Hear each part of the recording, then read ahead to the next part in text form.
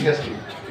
আচ্ছা, এই কি বলে যে আজকে আপনাদেরকে আসতে বলার মূল কারণ অনেকগুলা, তার মধ্যে আমি যদি বলি এক নম্বর কারণ সামনে হাফ ইয়ারলি এক্সাম আছে।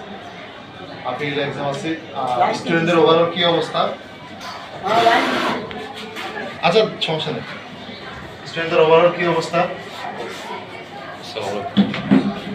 সেটা কি বলে যে আমরা আপনাদেরকে জানাবো, আর আপনারা আপনাদের সন্তানের পড়াশোনার কি অবস্থা মনে হইতেছে সেটা আমাদের অবশ্যই জানাবেন।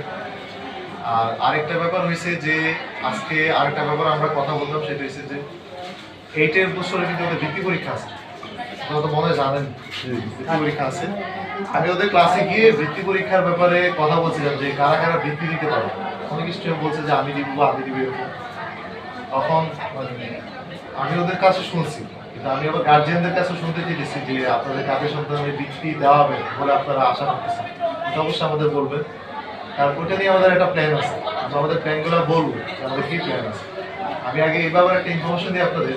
গত বছর আমাদের কোচিং থেকে টোটাল 7 জন স্টুডেন্ট ক্লাস 8 বৃত্তি দিয়েছে। এটাকে আপনারা জানেন কিনা কেউ? আচ্ছা, বাসে গিয়ে বলছি। এখন ব্যাপারগুলো হয়েছে যে আমি যদি বলি এটা এই অর্জনটা কত বড় অর্জন, আমি বলবো যে আমার কোচিংয়ে যদি 20 জন স্টুডেন্ট এই ক্লাস পেত, আমি বলবো এর চেয়ে বড় অর্জন ছিল এটা। কেন বললাম এটা এর চেয়ে বড় অর্জন? আপনি লক্ষ্মী স্কুলে দেখেন টোটাল বৃত্তি পেয়েছে 3 জন গত বছর। 3 জনই আমাদের এখানে স্টুডেন্ট ছিল এবং 9 আমাদের এখানেই পড়ে। গুন্দার স্কুলে কেউ বৃত্তি পায়নি, চিতনের স্কুলে কেউ বৃত্তি পায়নি, এটা আমি শুনছি এখন পর্যন্ত। আচ্ছা, আইটি স্কুলে কয়েকজন পাইছে, এর মধ্যে আমাদের এখানে বেশিরভাগই বেশিরভাগ না, অনেক স্টুডেন্ট আমাদের এখানে।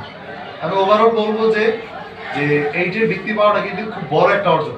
এটা আমি বলবো এসএসসি পরীক্ষায় A+ পাওয়া থেকে বড় অর্জন, এটা আমার মতে অনেক বড় অর্জন।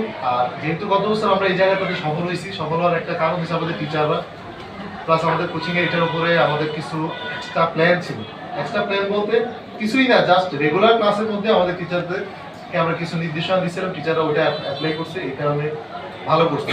এখন গত বছর আমরা সফল হয়েছি বলেই যে এবার হবো ব্যাপারটা এরকম না, কারণ গত বছর আমরা বলছি তাতে ওই স্টুডেন্টরাও সিরিয়াস ছিল।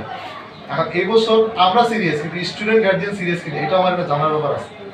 আর বৃত্তি পাইতে গেলেও এখানেও ভালো করা পারে। আচ্ছা, তাহলে বৃত্তির ব্যাপারটা হয়েছে যে এই বছর শেষের ব্যাপার, তাও এটা নিয়ে আমরা এখন কথা বলবো। আর আমাদের একদম সামনে আমি যদি বলি স্কুলগুলোতে এখন মূল্যায়ন পরীক্ষা চলছে, কিছু স্কুলে ক্লাস টেস্ট গেছে, এখন তো চলতেছে।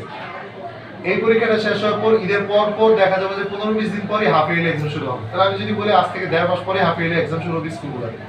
এখন এগুলাতে যদি স্টুডেন্ট ফেল করে তাহলে তো ব্যাপারটা তো খারাপ দেখাবে, আর ব্যাপারটা ঠিক না।